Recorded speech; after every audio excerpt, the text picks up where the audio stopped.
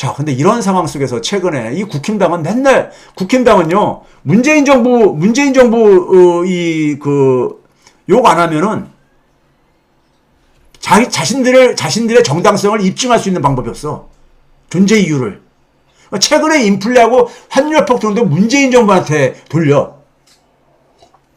어떤 분들이 이것도 저한테 댓글로 물어보고 그러던데요. 상당한 자료는 다 공개한 겁니다.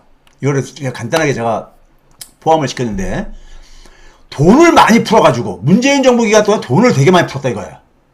그게 지금 인플레를 지금 유발시키고 있다 이거예요. 이런 논리 피는 거. 이런 논리 여러분 들어보신 분 있죠?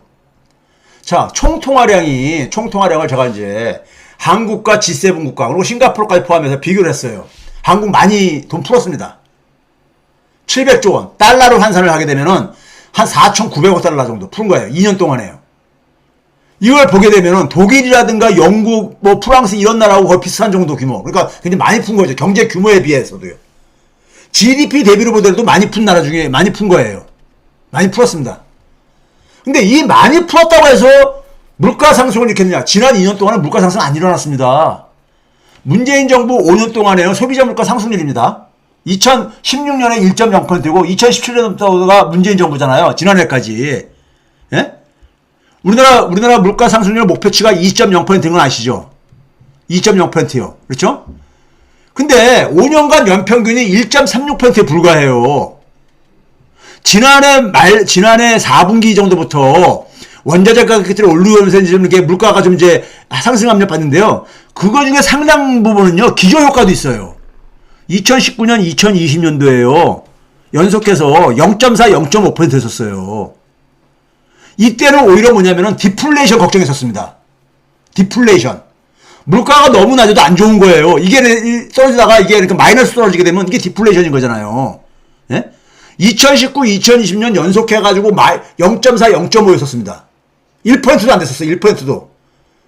그 누적된 게 그러니까는 2021년에 좀 나타났던 거예요. 그러니까 5년간 연평균은 1.4%뿐이 안 된다니까. 1.4%도 채 안 된다니까요. 팬데믹 지난 2년 동안에도 1.5%뿐이 안 돼요. 예? 그러니까 돈을 엄청 많이 푼 해잖아요. 2020년, 2021년이요. 그 돈들 다 어디로 갖다 냈었어요? 제가 과거 방송에서요. 다 자산시장으로 갖다 냈잖아요. 경제활동으로 들어간 거는 21%뿐이 안 된다 그랬잖아요. 예? 21%뿐이. 실제로 돈을 여러분들 700조 풀린 것 중에서 국민들 1인당 하면 얼마 되는지 아세요? 700조 나누기 5천만 명 해보세요. 얼마 정도 되는가?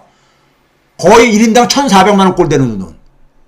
이거를 지난 2년 동안에 더 만져봤는가 한번 생각을 해보세요. 피부에 안 와닿잖아. 그 돈 다 어디 갔습니까요? 네? 자산시장으로 간 거야. 네? 돈 있는 사람. 자산시장.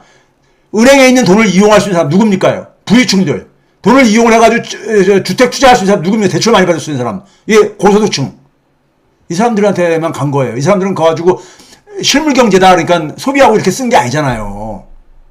그래서 이 지난 2년간에 풀린 돈이 인플레이션 만든 거 아니라고 제가 누차 얘기했잖아요. 예?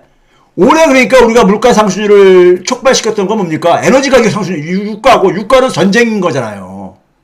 그렇죠? 자, 근데 올해 들어와가지고 물가 상승률이, 예? 2월달까지만 하더라도 우크라이나 전쟁 터지기 전까지만 4%에 하다가 우크라이나 전쟁 터지고 나서 4%, 5%, 6%를 쭉 간 거 아닙니까? 예?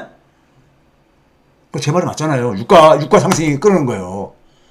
자, 그러면 우리가 돈을 그렇게 많이 풀었어. 돈을 많이 풀었는데, 국민 먼저 이거부터 볼게요. 국민들이 힘들었잖아요. 2년 동안에요. 근데 국민들한테 어떻게 했습니까요? 정부가. 대출 받아서, 자영업자들한테 어떻게 했어요? 대출 받아서 버텨라. 이렇게 얘기했잖아요. 예? 대출 받아서 버티라고 그랬잖아요. 그러니까, 통화량이 많이 풀린 거는 대출을, 은행들이 돈 장사를 많이 한 거야. 돈 장사를요. 그래서 은행들 돈 많이 벌었잖아요. 예? 그러니까 가계부채가, 은행이 그러니까는 대출, 돈놀이를 많이 했다는 얘기는 누군가는 그게 부채로 그만큼 증가할 수밖에 없는 거잖아요. 근데 우리는 그게 다 가계부채로, 자영업자 부채로 다 귀결된 거 아닙니까? 대출로 하라고 한 거 아니야. 대출로요. 해결하라고. 예? 대출 받아서 해결하라고 다 개인들한테 떠밀었잖아요. 그 결과가 가계부채, 자영업자 부채 폭등인 거예요. 예? 통화량 증가가. 왜? 정부 지출을 안 하니까는. 정부 지출 봐보세요. 우리나라가 지난 2년 동안에 달러로 환산했을 때 한 1,700억 달러 정도 증가했습니다. 정부 부채가요. 과거 제가 원화로도 환산했었는데 미국은 워낙 경제 규모가 크다 하고 한번 봐보세요. 일본 6천억 달러, 독일 4천억 달러, 영국 5천억 달러, 프랑스 4천억 달러, 예? 싱가포르 주도 한 1,000억 달러 정도 되고 우리보다 경제가 작은. 그렇죠? GDP 대비로도 봐보세요. 우리는 한 자릿수. 다른 나라는 대개 20% 안팎 이렇게 가고요. 독일 정도를 제외한다면. 정부가 지출을 안 해놓으니까 당연히 어려운 상황 속에서 개인들이 은행에 손 벌릴 수밖에 없죠. 그러니까 통화량이 많이 증가한 거야. 대출이 많이 증가하고 그랬으니까 은행들이 돈놀이 하면서.